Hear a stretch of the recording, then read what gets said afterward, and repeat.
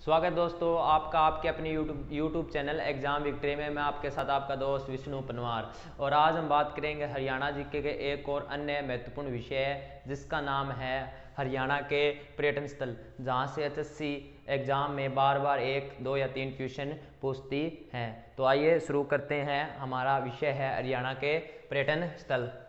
तो सबसे पहले याद रखना है कि हरियाणा में पर्यटन दिवस कब मनाया जाता है। ठीक है, हरियाणा में पर्यटन दिवस। ठीक, तो हरियाणा में पर्यटन दिवस की जब हम बात करते हैं तो वो आता है हमारा 1 सितंबर। ठीक है, 1 सितंबर को हरियाणा में पर्यटन दिवस मनाया जाता है। और राष्ट्रीय पर्यटन दिवस की जब हम बात करते हैं, राष्ट्रीय पर्यटन दिवस, ठीक है, राष्ट्रीय पर्यटन दिवस हमारा 25 जनवरी को मनाया जाता है। और 25 जनवरी को राष्ट्रीय मतदाता दिवस भी मनाया जाता है। ठीक है, राष्ट्रीय मतदाता दिवस भी मनाया जाता है 25 जनवरी के दिन, राष्ट्रीय मतदाता दिवस और राष्ट्रीय पर्यटन दिवस। और हरियाणा का पर्यटन दिवस 1 सितंबर।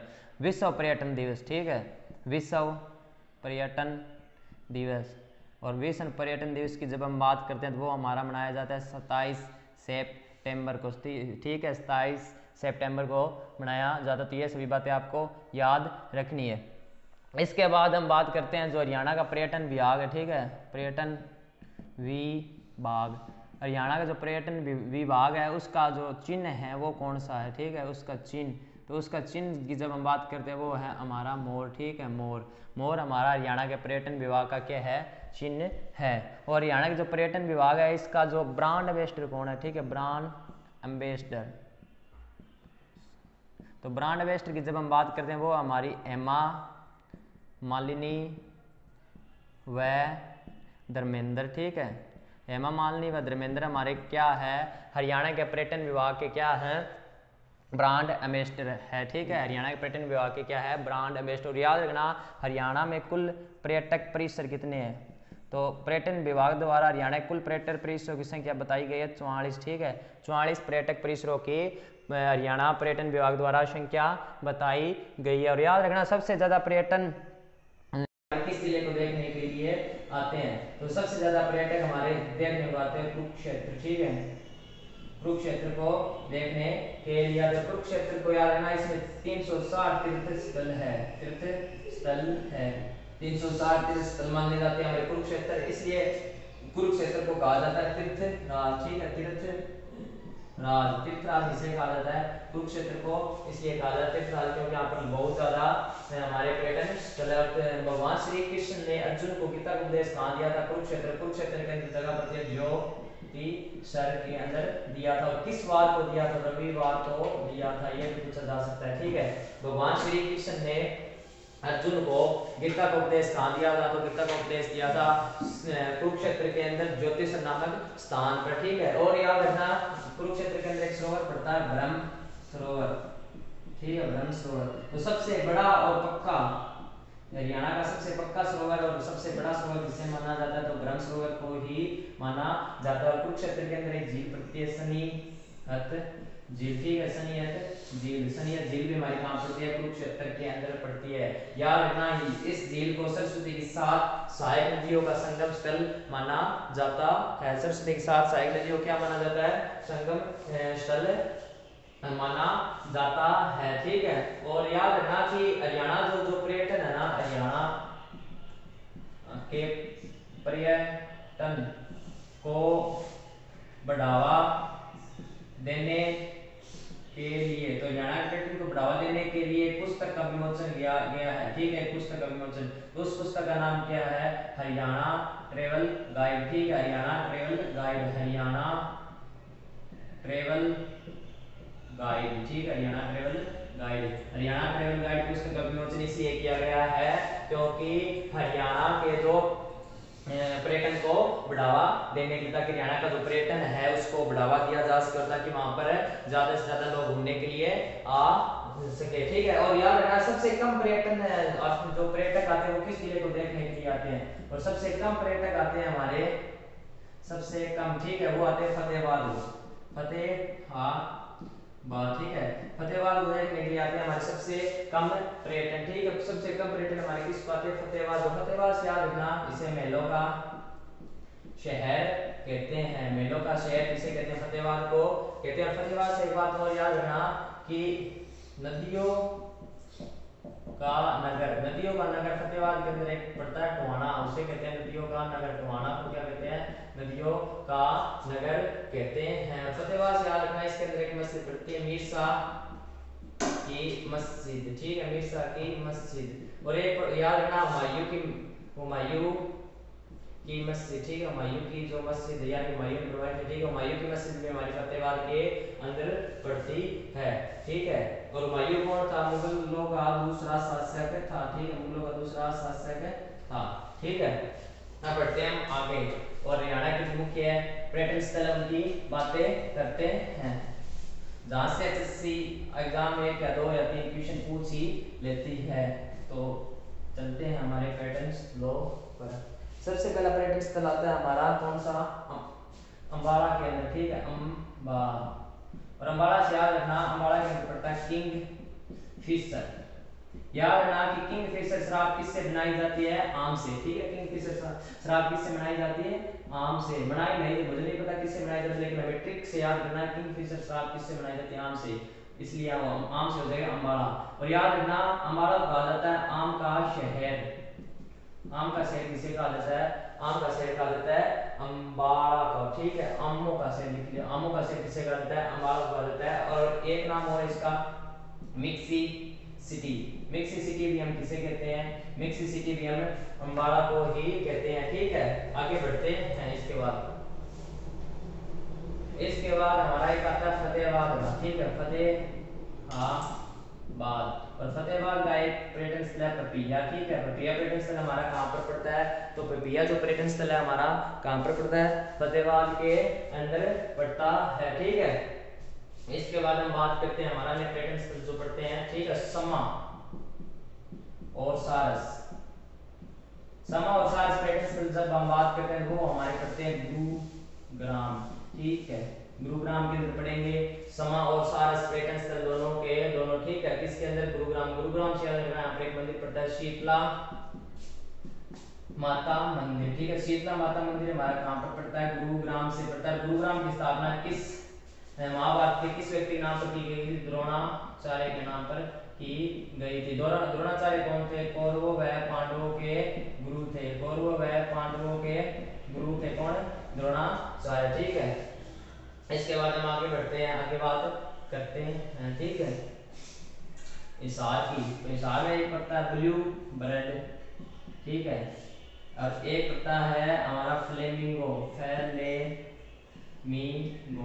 ये दोनों पर्यटन स्थल हमारे कहाँ पर पड़ते हैं? हिसार के अंदर पड़ते हैं। हिसार से आपको पता है क्या कहा जाता है? Steel city. हिसार का नाम क्या है? स्टील सिटी या मैग्नेट सिटी। ये दोनों नाम किसके? हमारे दोनों नाम किसके हैं? हिसार के हैं, ठीक है। याद रखना कि ब्लूबर्ड झील हमारी कहाँ पर पड़ती है? ब्लूबर्ड जो पर्यटन स्थल हमारा कहाँ पर पड़ता है? हिसार के अंदर। ब्लूबर्ड झील भी हमारी कहाँ पर पड़ती है? हिसार के अंदर ही पड़ती है। फ्लेमिंगो भी हमारा हिसार के अंदर ही पड़ता है। इसके बाद हम बात करते हैं जींद, ठीक है, और जींद के अंदर एक पड़ता है बुलबुल, यानी कि बुलबुल क्या है? जिद्दी।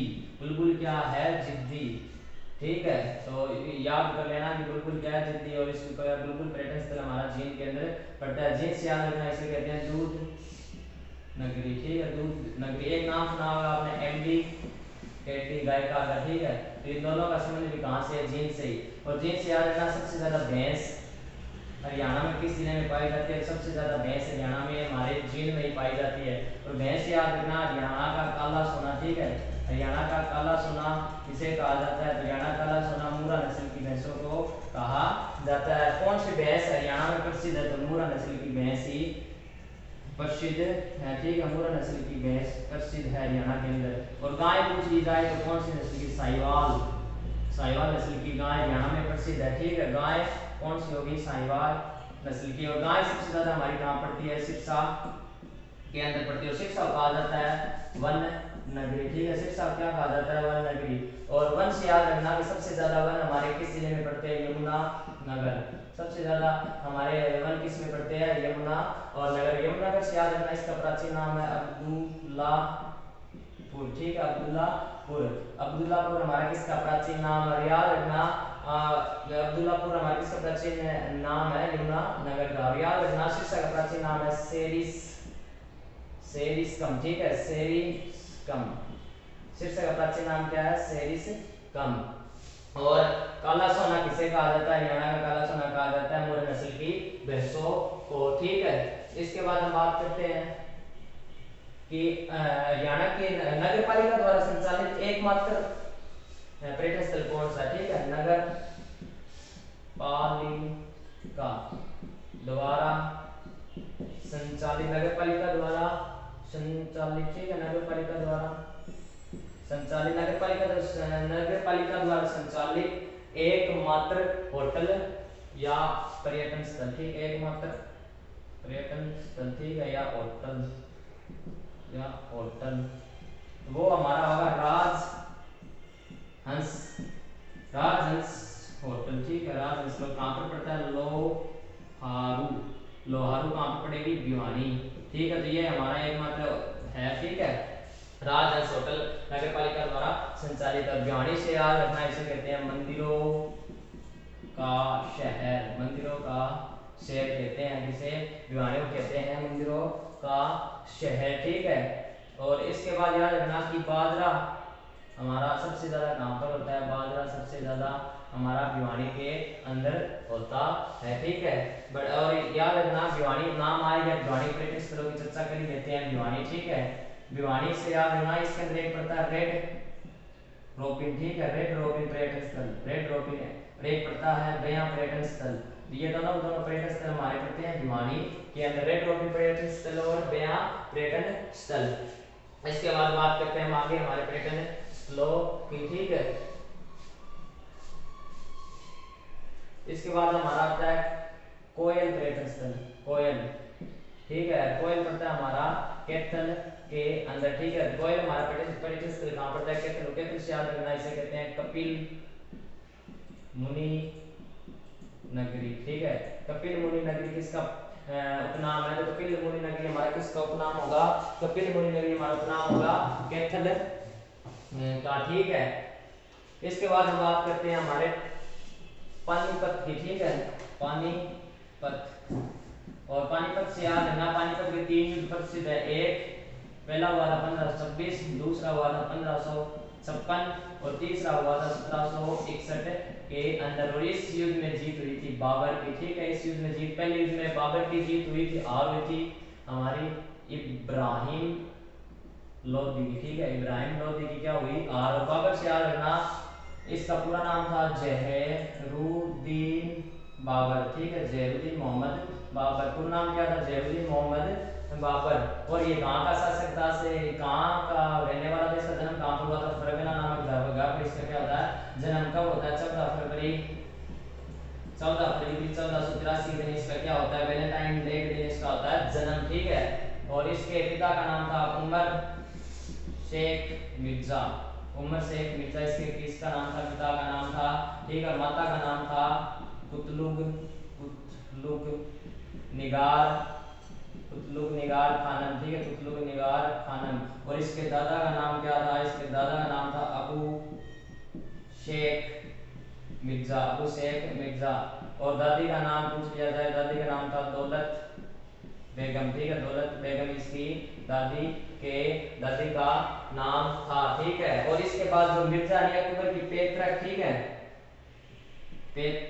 अकबर की पैतृक जो उपाधि थी, ठीक है, उपाधि थी वो थी मिर्जा, ठीक है, मिर्जा। उस पिता की तरफ से कौन सी उपाधि मिली? तो मिर्जा। लेकिन मिर्जा को छोड़ देता है 1506 में, ठीक है, 1506 में वो मिर्जा की उपाधि को छोड़ क्या करता है? 1504 में काबुल विजय करता है, काबुल विजय। और इस विजय के बाद वो 1506 में क्या करता है? उपाधि लेता है बादशाह या बादशाह की उपाधि लेता है। तो याद रखना अकबर ने जो हमारा बाबर था उसने कौन सी मिर्जा की उपाधि छोड़ के कौन सी उपाधि धारण की थी? तो वो होगी हमारी बादशाह या बादशाह की, ठीक है। और बाबर ने याद रखना 3 अपना युद्ध लड़ा था, पानीपत का प्रथम युद्ध, ठीक है। और उसके बाद उसने राणा सांगा के साथ युद्ध लड़ा तो ये इसके बाद 1530 में इसकी हो जाती है डेथ, ठीक है, 1530 में इसकी हो जाती है मृत्यु। और पानीपत से हम चर्चा करें तो पानीपत के पर्यटन स्थल पड़ता है ब्लू जे, यह पड़ता है ब्लू जे पानीपत के अंदर समाल खा में, समाल खा, ठीक है, समाल खा। और एक पानीपत के अंदर पड़ता है हमारा स्काई लारक, स्काई लारक, स्काई लारक, ठीक है, स्काई लारक। और याद रखना बुनकर नगरी, बुनकर नगरी कहते हैं हम पानीपत को। और याद रखना सेना को जो कम्बल भेजे जाते हैं वो भी बनते हैं पानीपत के अंदर। और एक याद रखना पचरंगा, पचरंगाचार भी हमारा कहाँ का प्रसिद्ध है, पचरंगाचार भी हमारा पानीपत का प्रसिद्ध है। पानीपत से याद रखना इसके अंदर पड़ता है काबुली बाग मस्जिद, काबुली बाग मस्जिद किसने बनवाई थी, बाबर ने बनवाई थी। किसकी याद में, किसकी याद में, 1526 के पानीपत के प्रतियुद्ध में जीत की याद में और अपनी सबसे प्रिय रानी मुसम्मत बेगम की याद में भी, मुसम्मत बेगम की याद में भी, ठीक है। तो ये काबुली बाग मस्जिद किसने बनवाई थी, बाबर ने बनवाई थी। क्यों बनवाई थी, पहली तो बात यह थी कि उसने इब्राहिम लोधी को पानीपत युद्ध में हरा दिया, दूसरी उसने अपनी पत्नी प्रिय पत्नी थी मुसम्मत बेगम की याद में बनवाई थी। और पानीपत से याद रखना कि अल्ताफ हुसैन हाली, ठीक है, एक उर्दू शायर थे, उर्दू शायर थे, अल्ताफ हुसैन अली। तो अल्ताफ हुसैन अली का संबंध किस जिले से होगा, तो अल्ताफ हुसैन अली का संबंध होगा हमारा पानीपत से, ठीक है। बढ़ते हैं हमारे नेक्स्ट पर्यटन स्थलों की तरफ। उसके बाद हम चर्चा करते हैं हमारा एक आता है कुरुक्षेत्र के अंदर, ठीक है, उसका नाम है पैराकीट, पैराकीट। और पैराकीट से याद रखना कीट किस पर पाए जाएंगे, वृक्षों पर, किस वृक्ष पर, पीपल पर, ठीक है, पीपल के ऊपर पाए जाएंगे हमारे कीट। तो पैराकीट पर्यटन स्थल हमारा कहाँ होगा, पीपली कुरुक्षेत्र के अंदर, कुरुक्षेत्र के अंदर, ठीक है। तो पीपल से याद रखना कि भगवान बुद्ध को ज्ञान किस वृक्ष के नीचे प्राप्त हुआ था, तो वो होगा पीपल के वृक्ष के नीचे। और कहाँ पर प्राप्त हुआ था, बोध गया के अंदर भगवान बुद्ध को प्राप्त हमारा ज्ञान प्राप्त हुआ था, ठीक है। और उसके बाद याद रखना कि गौतम बुद्ध के बचपन का नाम क्या था, सिद्धार्थ, ठीक है, गौतम बुद्ध है जो भगवान, तो उनके बचपन का नाम क्या था, बचपन का नाम था सिद्धार्थ, ठीक है, सिद्धार्थ। ये पूछा जा सकता है, बुद्ध ने कौन से धर्म की स्थापना की थी, तो बौद्ध धर्म, बौद्ध धर्म। और बौद्ध धर्म से याद रखना इस बौद्ध धर्म कितने भागों में बंट गया था, दो, कौन कौन से, महायान, महायान तथा हीन यान, ठीक है, महायान तथा हीन यान, ठीक है। हिंदू धर्म भी दो में है, शैव संप्रदाय तथा वैष्णव संप्रदाय, ठीक है। इस्लाम धर्म भी दो भागों में है, इस्लाम, ठीक है, सुन्नी तथा शिया, ठीक है। और जैन धर्म भी दो, श्वेतांबर तथा दिगंबर, ठीक है। याद रखना कि बौद्ध धर्म दो भागों में, महायान, हीनयान, हिंदू धर्म दो में, शैव संप्रदाय, वैष्णव संप्रदाय, इस्लाम सुन्नी और शिया में, और जैन धर्म श्वेतांबर और दिगंबर में। हमारा पैराकीट स्थल पड़ता है पीपली कुरुक्षेत्र के अंदर, ठीक है, पीपली कुरुक्षेत्र के अंदर। इसके बाद हम बात करते हैं हमारी चरखी दादरी, ठीक है।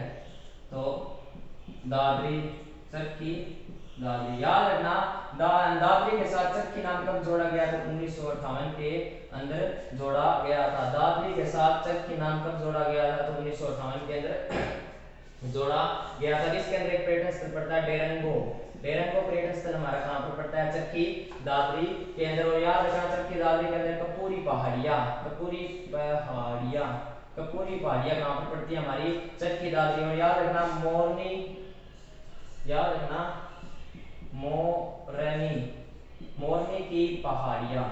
और मोरनी की पहाड़ियाँ हमारी कहाँ मिलेगी, मोरनी की पहाड़ियाँ हमारी कहाँ मिलेगी, पंचकुला के अंदर, पंचकुला के अंदर हमारी क्या मिलेगी, मोरनी की पहाड़ियाँ। पंचकुला से याद रखना इसके अंदर एक पर्यटन स्थल पड़ता है रेड बिशप पर्यटन स्थल हमारा कहाँ पर पड़ता है, पंचकुला। एक यहाँ पर पड़ता है जटायु यात्रिका, और जटायु यात्रिका पर्यटन स्थल भी हमारा पंचकुला के अंदर पड़ता है। एक पड़ता है पंचकुला के अंदर टिक्कर ताल।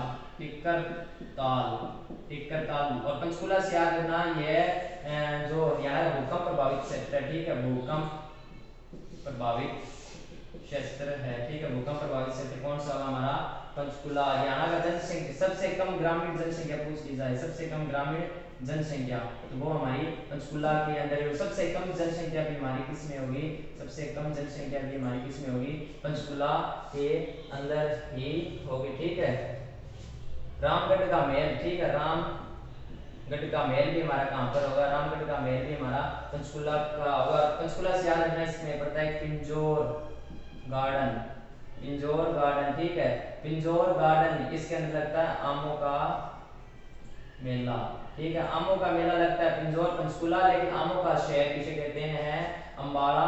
और पिंजौर से याद रखना इस यहाँ पर एक पर्यटन स्थल पड़ता है यादवेंद्र, ठीक है, यादवेंद्र पर्यटन स्थल हमारा यहाँ पर पड़ता है, यह हमारा पिंजौर के अंदर पड़ता है। तो इसके बाद बढ़ते हैं हम आगे, आगे जो हमारे पर्यटन स्थल है उनकी हम बात करते हैं। ठीक है, आगे जो हमारे पर्यटन स्थल है उनकी हम बात करते हैं। इसके बाद हमारा आता है सैंड पाइपर, पाइप के अंदर से क्या सेंड करते, रेवड़ी, रेवड़ी से होगा हमारा रेवाड़ी, ठीक है, तो सेंड पाइपर पर्यटन स्थल हमारा रेवाड़ी।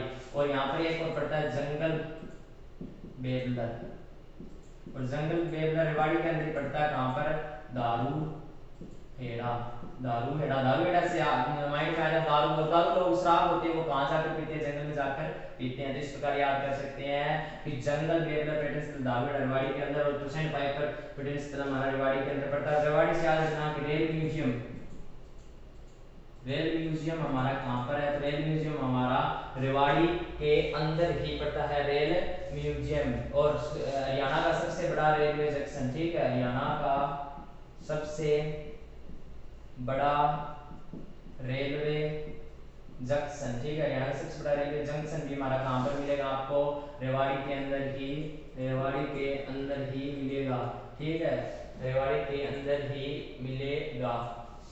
बढ़ते हैं हम नेक्स्ट हमारे पर्यटन स्थलों के बारे में, ठीक है, जो कौन से बच्चे जाते हैं तो उनके बारे में हम बात करते हैं। इसके बाद आता है हमारा सनबर्ड, सनबर्ड मोटेल, ठीक है, सनबर्ड मोटेल, सन माने सूर्य और इससे हो जाएगा सूरज कुंड, सूरज कुंड फरीदाबाद, फरीदाबाद। और सूरज कुंड से याद रखना कि हरियाणा के पर्यटन विभाग द्वारा संचालित सबसे बड़ा मेला तो होगा सूरज कुंड का मेला, ठीक है, हरियाणा पर्यटन विभाग द्वारा सबसे बड़ा मेला कौन सा होगा, सूरज कुंड का मेला ही होगा, ठीक है, सूरज कुंड का मेला ही होगा।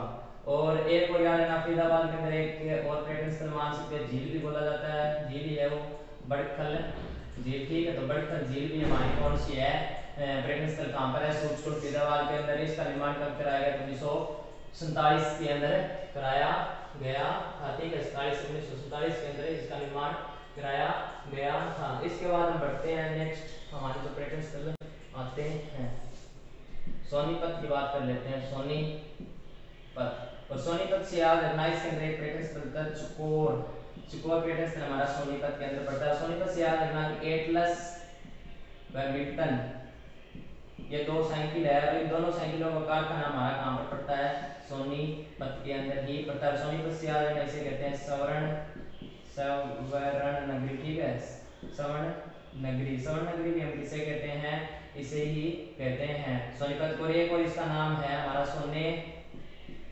का शहर या गोल्डन सिटी, सोने का शहर या गोल्डन सिटी हम किसे कहते हैं, सोने का शहर या स्वर्ण नगरी हम कहते हैं सोनीपत को। एटलस साइकिल उद्योग मिल्टन जो हमारे साइकिल उद्योग दोनों हमारे कहाँ पड़ते हैं, सोनीपत के अंदर ही पड़ते हैं। बढ़ते हैं हम नेक्स्ट पर्यटन स्थलों की ओर, इसके बाद हम झज्जर की बात करते हैं, ठीक है, झज्जर। और झज्जर से याद रखना कि झज्जर के अंदर एक पड़ता है गोरैया, गोरैया झज्जर के अंदर कहाँ पर पड़ता है, बहादुरगढ़, ठीक है, झज्जर के अंदर बहादुरगढ़ के अंदर पड़ता है। बहादुरगढ़ से याद रखना इसका प्राचीन नाम था सराफाबाद, सराफाबाद, ठीक है, सराफाबाद। याद रखना गोरैया से गोयरा, गोयरा बहादुर लोगों को भी नहीं छोड़ता है, ऐसे भी याद कर सकते हैं। और झज्जर से याद रखना इसकी स्थापना 1997 के अंदर हुई थी। 1997 में एक जिला और बना था हरियाणा का फतेहाबाद, ठीक है, तो इन दोनों की स्थापना कब हुई थी, 1997 के अंदर हुई थी। इसके बाद हम बात करते हैं पल्लवल, पल्लवल के अंदर एक पड़ता है पल्लवल होटल, कहाँ पर, इसके अंदर पड़ता है दर्जिक, दक्षिक पर्यटन स्थल। तो दक्षिक पर्यटन स्थल हमारा कहाँ पर होगा, पलवल होटल के अंदर होगा, ठीक है। इसके बाद हम बात करते हैं हमारा और तो पर्यटन स्थल बचते हैं, ओएसिस। ओएसिस पर्यटन स्थल और करण झील, ये दोनों ही हमारे पड़ते हैं करनाल के अंदर, ठीक है। करनाल के अंदर पड़ते हैं ओएसिस और कर्ण झील, ठीक है। और गौकर्ण तालाब की जब हम बात करेंगे तो वो हमारा पड़ेगा रोहतक के अंदर। रोहतक से याद करना मेना पर्यटन स्थल, मेना रिसोर्ट, ठीक है, मेना रिसोर्ट और टिलियार झील भी हमारी कहाँ पर पड़ती है, रोहतक के अंदर पड़ती है। रोहतक से याद रखना कि रेवड़ी किस जगह की प्रसिद्ध है, तो रेवड़ी हमारी किसकी प्रसिद्ध होगी, रोहतक की। टिलियार झील रोहतक, मेना रिसोर्ट रोहतक, ये दोनों पर्यटन स्थल रोहतक के अंदर, गौकर्ण तालाब रोहतक, और कर्ण झील और ओएसिस हमारा कहाँ पर होगा, करनाल के अंदर। एक और होता है हमारा पिन टेल रेस्टोरेंट हमारा कहाँ पर पड़ता है, तो पिन टेल रेस्टोरेंट पड़ता है हमारा यमुना नगर। और यमुनानगर से याद रखना कि कागज का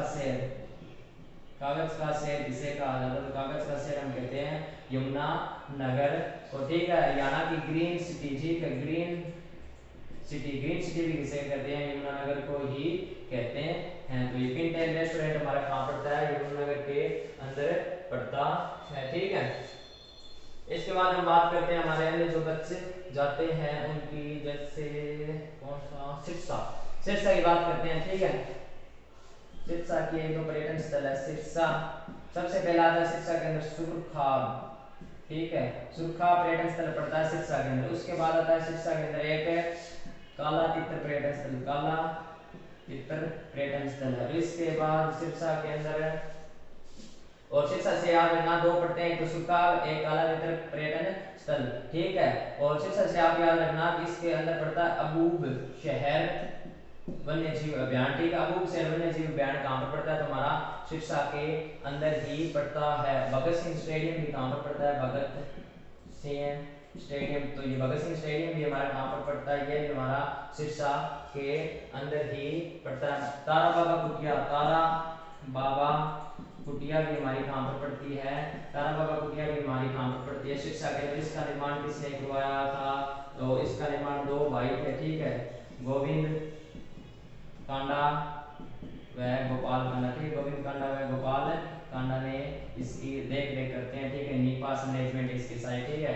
तो तारा बाबा कुटिया हमारी कहाँ पर पड़ती है, तारा बाबा कुटिया पड़ती है हमारी शिक्षा के अंदर। तो सुरखा पर्यटन स्थल और काला तीतर पर्यटन स्थल भी हमारा कहाँ पर पड़ता है, ये शिक्षा के अंदर ही पड़ता है। शिक्षा से याद रखना एक और माना जाता है शिकारा पर्यटन स्थल भी हमारा कहाँ पर पड़ता है, शिक्षा के अंदर ही पड़ता है, ठीक है।